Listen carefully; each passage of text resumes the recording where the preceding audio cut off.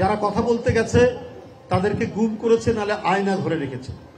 আয়না ঘরটা কি তার হদিশ কেউ জানে না, কিন্তু তার অস্তিত্ব আছে।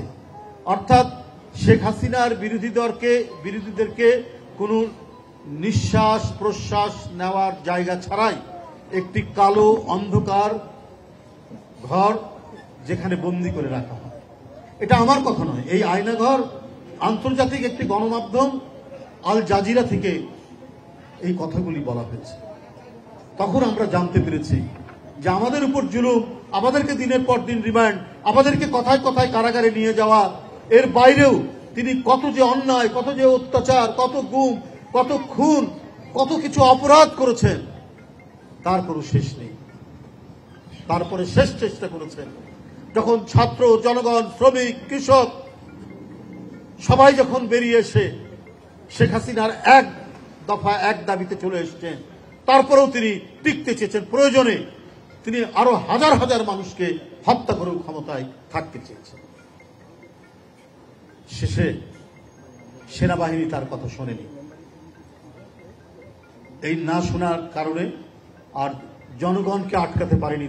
তার বাসার দিকে, তার গণভবনের দিকে যখন যাওয়া শুরু করেছে, তখন তিনি আতঙ্কে দেশ ছেড়ে পালিয়েছেন হেলিকপ্টার করে। যদি দেশপ্রেমিক ব্যক্তি হতেন, তিনি যদি দেশের মানুষের কল্যাণ করতেন, তিনি যদি কোনো বড় বড় দুর্নীতির সাথে যুক্ত না করতেন, অন্তরে সততা থাকলে সাহস করে মানুষ দেশের মধ্যেই থাকে। বেগম খালেদা জিয়াকে কখনোই কত চেষ্টা করেছে, এরশাদ চেষ্টা করেছে, মঈনুদ্দিন ফখরুদ্দিন চেষ্টা করেছে, হাসিনা চেষ্টা করেছে, কারাগারে গেছেন, মিথ্যা মামলায় সাজা ভোগ করেছেন, কিন্তু দেশের মানুষ আর মাটি থেকে তাকে বিচ্যুত করা যায়নি। তিনি বাংলাদেশেই থেকেছেন। তার শরীরে নিপীড়ন, নির্যাতন, অসুস্থতা সৃষ্টি হয়েছে, তাকে মারাত্মক রোগে শোকে ভোগানো হয়েছে, তারপরেও তার জনগণকে তিনি প্রতারিত করে দেশ ছেড়ে যাননি। এটাই হলো দেশপ্রেমিক নেতা নেত্রীর বৈশিষ্ট্য, যেটা বেগম খালেদা জিয়া রচনা করেছেন, তৈরি করেছেন। শেখ হাসিনার অতীত ইতিহাসও পালানো, এখনো তিনি পালিয়ে চলে গেছেন। কারণ এত অন্যায় করেছেন, এত অন্যায্য কাজ করেছেন, এত অপরাধ করেছেন, তার কোনো শেষ নাই বন্ধুরা আমার। তাই আজকে জনগণের দাবির মুখে একটি ভয়ঙ্কর দুর্বিনীত একজন মহিলা ফেরাউনের পদত্যাগের পরে যে স্বস্তির বাতাসটা বইছে, এটা নিশ্চিত করতে হবে অন্তর্বর্তীকালীন যে সরকার থাকে।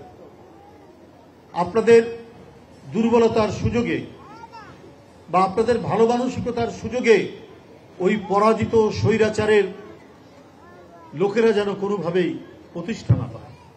হিটলারের যারা সহযোগী ছিল তাদেরকে কি পরবর্তী সরকার কোনো জায়গায় দিয়েছিল? এটা তো আমরা কখনোই শুনিনি।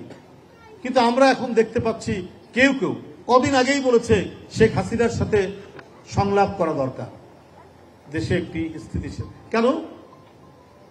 হিটলারের সাথে কি সংলাপ করা যায়?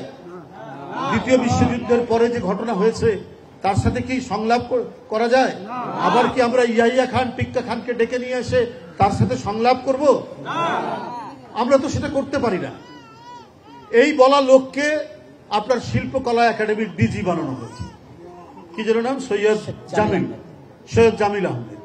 তো এগুলো হচ্ছে কেন?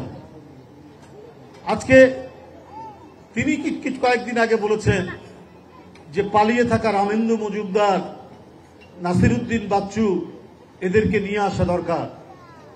তোরা পালিয়েছে কেন? ওরা আত্মগোপনে আছে কেন? কি অপরাধ? আমরা তো দেখেছি অনেক যারা ভদ্র আওয়ামী লীগের লোকরা, তারা তো দিব্যি ঘুরে বেড়াচ্ছে, তারা তো দিব্যি বাজার হাট করছে, বিভিন্ন জায়গায় যাচ্ছে। এই যে সচিবালয়ে যারা কাজ করতে যান, তারা তো সবাই বিএনপির লোকরা। কই তাদেরকে তো কেউ কিছু বলছে না। তো এরা পালিয়ে যাচ্ছে কেন? কারণ এরা 16 বছর ধরে শেখ হাসিনার অন্যায়কে ন্যায্যতা দান করেছেন। এই সমস্ত নাট্যকার, এই সমস্ত আপনার সংস্কৃতিজীবী, এই সমস্ত তথাকথিত বুদ্ধিজীবীরা, তারা এই কাজটি করেছে।